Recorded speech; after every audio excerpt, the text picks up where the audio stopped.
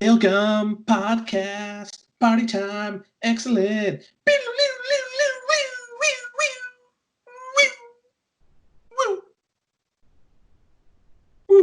Party on, brother. Party on, brother. Terrific Wayne's World opening. Love to hear it. This is the Stale Gun Podcast. It's episode number 5, a special daytime episode here, midday on Monday, May the 18th, I believe it is. Your hair's looking extra special today. Congratulations on that. Thanks. We're really rocking the quarantine hair look. It flocks in the back. Got some nice curl action happening now. Oh, wow. Just don't ever cut it. Ever. I mean, I just don't know when in my life it's ever going to be this long again. Presumably at some point I'm going to have to restore some sort of professional looking hair. But so when do I grow it out? By the time I retire, how will it be this long? I don't know. Yeah, you're probably also the last chinnery male who can grow hair, so you should definitely rock it while you got it. I'll give you that for sure. This week's topic, we're going to talk about goats. No, not okay. That's very good. That's very good. The Last Dance just ended, featuring Michael Jordan. It's basically a Michael Jordan puff piece, more so than a real documentary. Were you watching it at all? No, I boycotted it. I had no use for Jordan when he was playing, and I've got no use for him now as a crybaby billionaire owner. Hot take.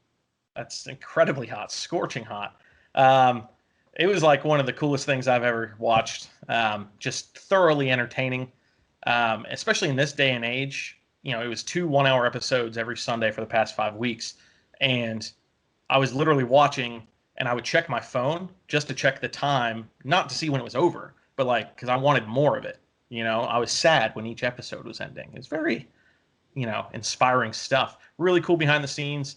So I just really enjoyed watching it. So along those lines, what we're going to do today before we open is talk about our sports greatest of all times. And I'm going to do basketball, and I'm going to say Michael Jordan. A lot of people... How inspired of a pick. It's incredibly original. Yes, it's original. It's definitely not, because of the moment and recency bias or anything like that. But no, just watching what he did, what he was able to do, the type of competitor he was, the numbers he put up was pretty awesome. LeBron James is easily number 2 in my mind. And then, a lot of people argue Kareem, Shaq, Magic Johnson, guys like that. But in my mind, Michael Jordan's the one. Yeah, I'm going to respectfully disagree with you. I'm not going LeBron. I think that's a case of recency bias. We're going to go out and say Wilt the Stilt Chamberlain. The man could not be stopped. He could carry teams. He got it all done. He was an unstoppable force. Nobody like him had been seen in the NBA up to that point. And there really hasn't been somebody that can dominate like he dominated his era since, with the possible exception of Jordan. Next, football. Go ahead. Oh. All right. In that case, I'm going to say greatest football of all time. It's not Tom Brady, who is a product of his system. Hot take number 2. Instead, I'm going to say...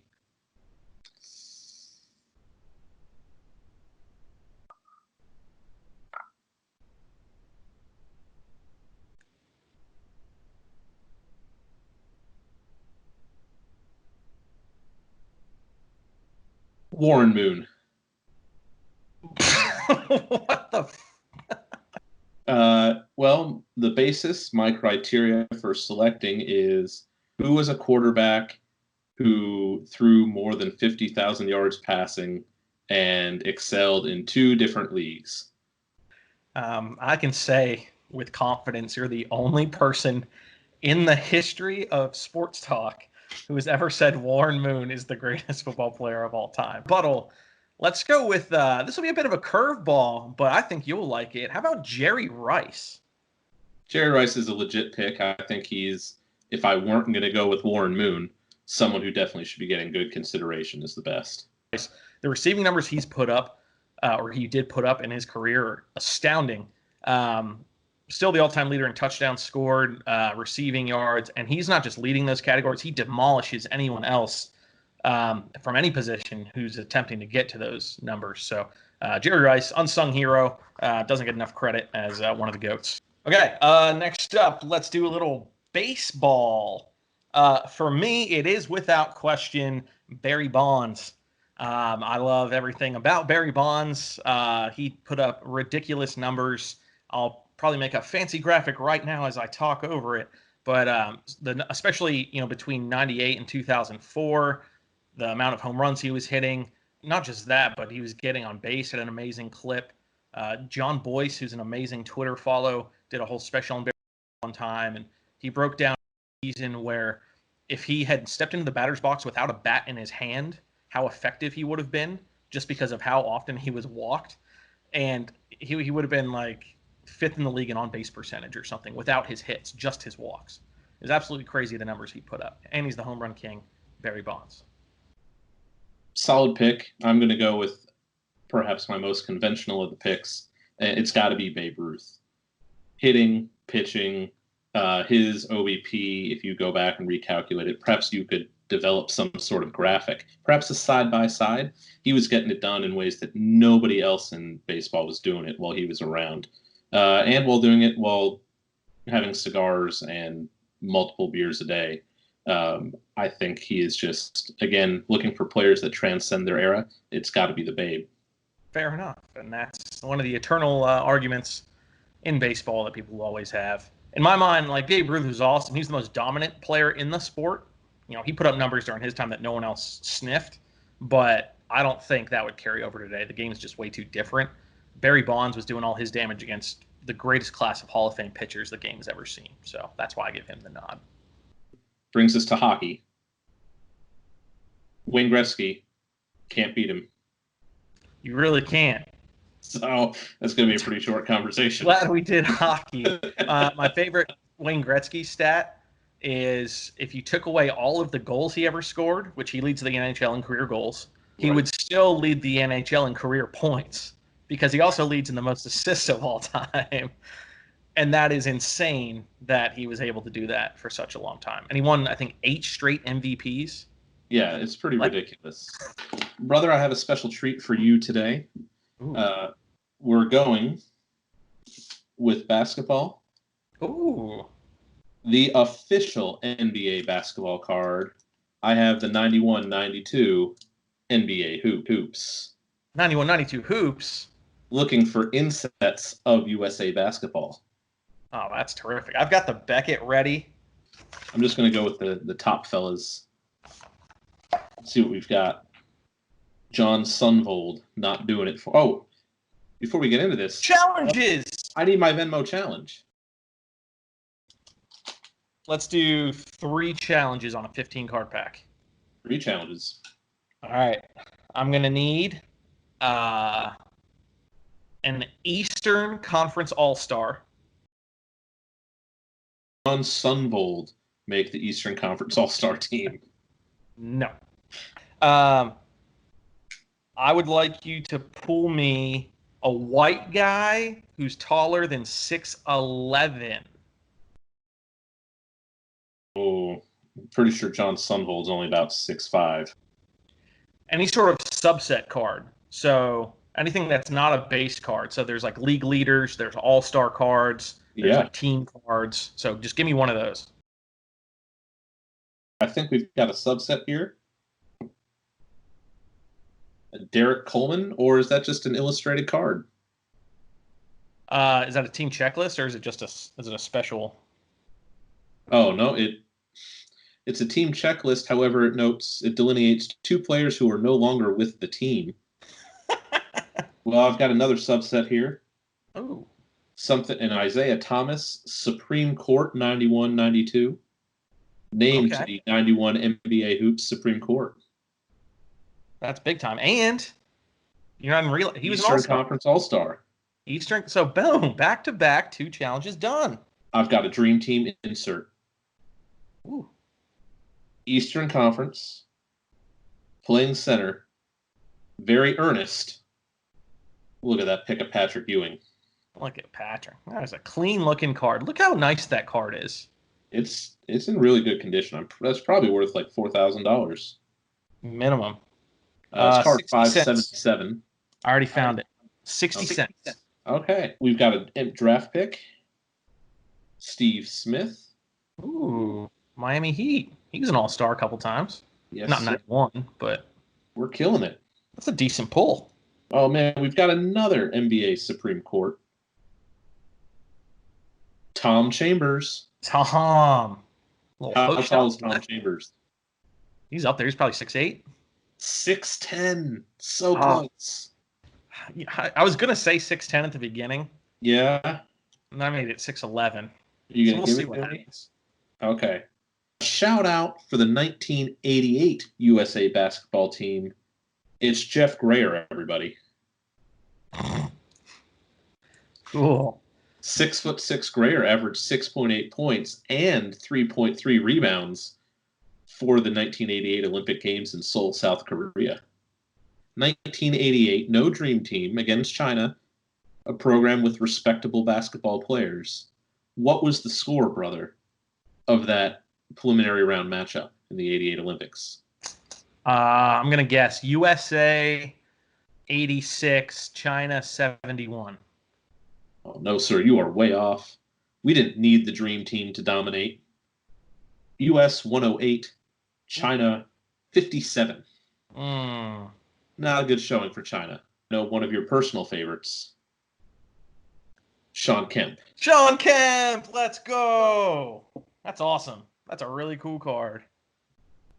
All right, so there we have it. Challenge 2 out of 3, unless you want to knock down that 6'11" down to 6'10". I mean, I'm on the record at 6'11". We can't just be giving things out for free. So, it's the best you've ever done, I think. Thanks. I got there. It was a great effort. So not too bad, but you know what I appreciate about that NBA Hoops set? Those were all legit action picks. There were no picks of players who were sort of like, that's too bad. That's your pick on the card. There's nobody who was looking awkward. Like, it was good, solid photography. I don't see those very often. So, yeah, I'm going to whip this out here. Something that could be really cool. You can win an autographed card of Stan Musial, Carl Yastrzemski, or Mickey Mantle. Granted, there are probably 5 million of these packs made, so it's probably not in here. But if I pulled one, I'll go nuts. I would absolutely go nuts if I pulled one of those. I want to see a player who, last time you had a lot of Oakland Athletics. I did. I don't think you're going to do that again. So let's have somebody who is in the starting 9 for the 92 Athletics, or a member of their starting rotation. 2, somebody with a Jerry curl. Come on, Juan Guzman. Come on. I'd like to see an All-Star, a 1992 All-Star. We are starting off hot. Welcome to the 90s. First card, Ryan Sandberg in a cartoon with a gigantic head. That is awesome. Yeah. So I think that's going to knock off him because he was on All-Star like every single year that he played. We're going to follow that up with another special. Oh, my God, this pack's awesome. Roger Clemens, Cy Young Award winner card. Nice. Look at how young and fit and trim he is. The Rocket, baby. Followed by Cal Ripken Jr. Man of the year. I mean, he's the man of the year. So that's 3 All-Stars off Jump Street. So I just really pounded your challenge there. Card 4. Another Cal Ripken. This is the Dream Team version. Ooh. Black and white. And it's got a train behind him because he was the Iron Man. Yes, he was. Train. Sure. But here's a nice one. Base Jeff Bagwell. Oh, that's not too bad. That's a second-year Bagwell. He was a rookie in 91. Ooh. Tom Glavine. Base card. So that's a piece. He went on to pitch in the World Series that year. And lost. He did, too. Who did he lose to? Oh, the Blue Jays. Yeah. That's my pack. A lot of big names in that one. So, big fan of that. 92 score, something new, something different. And Oh well, I lost.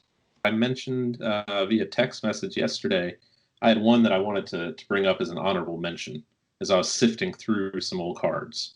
Sure, yeah. Whip it out. So as I was going through this opened up wax box of 93 tops, sorting through cards that either or both of us must have sorted through at some point, I came across a draft pick card. Someone picked in the 1992 draft by the Miami or the Florida Marlins.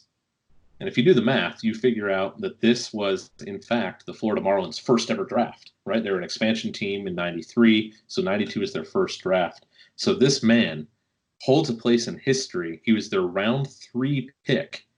And so he's literally the third person ever picked by the franchise. And so when he shows up for his photo session, for his card, to be immortalized as the third person ever picked by any team, but in this case the Florida Marlins, he showed up wearing his Canadian tuxedo. This guy is straight out of Letterkenny. I mean, no belt on the jeans, tucked in. Oh my God, that is phenomenal. He played 2 seasons in Gulf Coast League baseball before the Marlins cut him and nobody signed him. That's sad. So I was trying to look up, what exactly happened to this guy, and I came across an article from 1994 in the Sun Sentinel, which is, the big South Florida newspaper. Uh-huh. And an anonymous Marlins official talking about Mr. Rich Ireland said Marlins official believe Ireland's absence was related to his weight, which may be at least 20 pounds higher than his listed 215 on his 6-foot frame. Quote, "You give a guy $100,000 bonus," said one Marlins official, "and you don't expect him to spend it all on donuts." The one last fact, because I really went deep down this rabbit hole on that Marlins 92 draft. Yeah. So they picked Rich Ireland in the 3rd round. The 1st round pick is someone who went on to have a little bit of a career, but not anybody who ever, to my knowledge, made any All-Star teams. Charles Johnson. He was a pitcher. Catcher? Or the catcher. Yeah. Yeah, he made All-Star teams. He was awesome. Did he? All right. Well, so he was their first ever pick. He was a good pick. 2nd round pick, never played a game for the Marlins because he went and chose to play football instead for the Tampa Bay Buccaneers.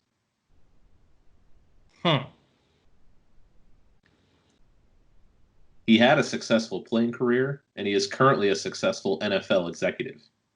So he made a wise choice. No idea. John Lynch.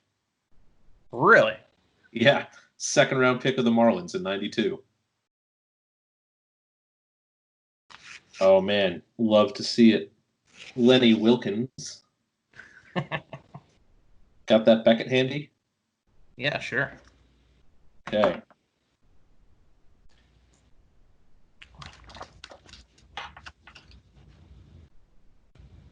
$5.78. Ooh, Magic? Yeah. It's $1. Ooh, I'm rich. Here's somebody who I assume was one of your favorites. A little Detlef action. How about Vladi taking the charge there? That is awesome. I think that qualifies as posterizing, right? It's a white boy poster because it's a layup.